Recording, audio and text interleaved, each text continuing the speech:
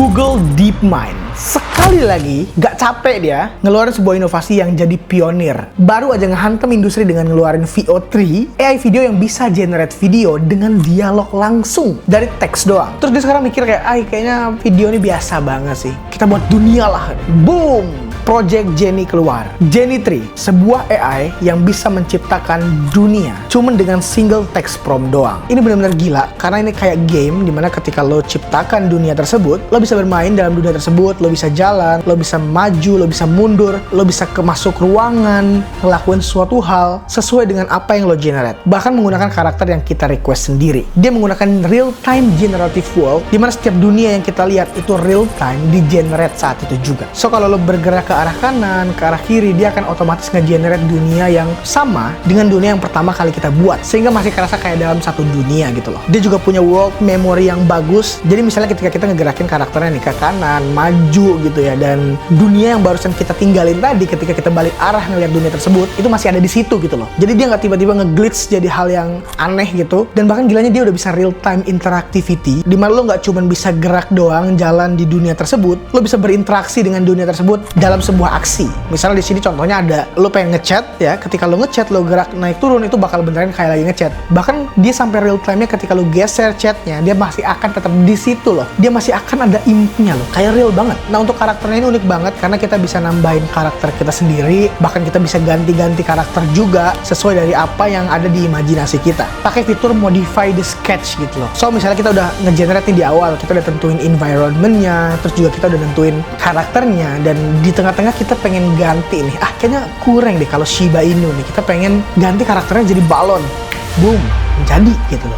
Bahkan kita juga bisa ngebawa benda di dunia nyata itu jadi real life loh. Misalnya kayak kardus ini, itu kita bisa foto aja dan akhirnya kita bisa menggerakkan kardus ini layaknya itu adalah sebuah game yang dilihat dari sudut pandang TPP atau third person perspective. Jadi kita benar-benar ngeliat dari belakangnya si karakter ini nih. Misalnya di kasusnya kardus tadi ya, kita dari kardusnya bisa ngegerakin, bisa kita ubah-ubah bahkan bentuknya. Dan juga misalnya di contoh ini itu ada rumah ya dan sebuah kucing di situ, dan ketika kita foto, kita bring it to life dan kita bisa langsung bawa dia menjadi sebuah game, dan kita benar-benar ngeliat dari sudut pandang si kucing itu loh. Bisa kita gerakin, kita bawa main gitu-gitu. Dan gue suka banget sama mereka punya slogan atau tagline, Imagine World, Create World, dan Play World. Lo bisa ngimajinasiin apapun yang lo bisa lo pikirin, dan lo bisa menciptakan dunia tersebut. Nggak cuma menciptakan, lo bisa main di dunia tersebut. Ini mungkin jadi masa depan yang bagus untuk para gamers, dimana mereka bisa ciptain game mereka sendiri, walaupun memang tidak seseru itu karena fiturnya belum banyak, tapi setidaknya mereka bisa membayangkan sesuatu hal yang memang insane banget nih, dan itu bisa langsung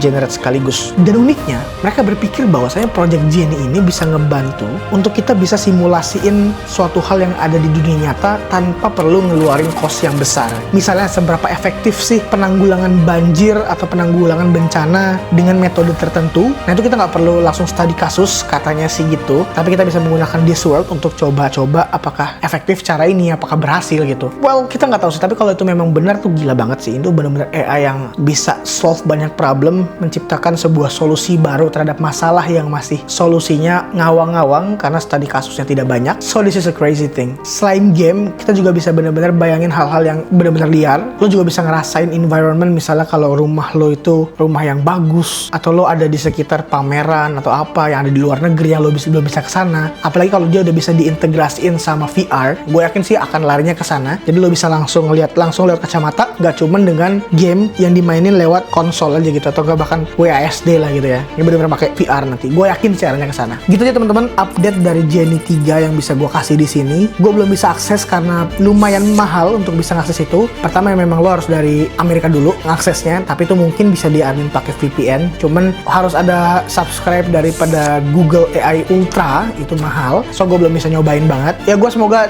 cepet lah dapat akses ke sana sih. Thank you. Jangan lupa subscribe channel ini dan komen pendapat kalian tentang Genie 3. Apakah ini menarik ataukah ini seram, menakutkan? Apakah metaverse yang ditakutkan itu beneran akan terjadi nih kalau dia bisa kayak gini?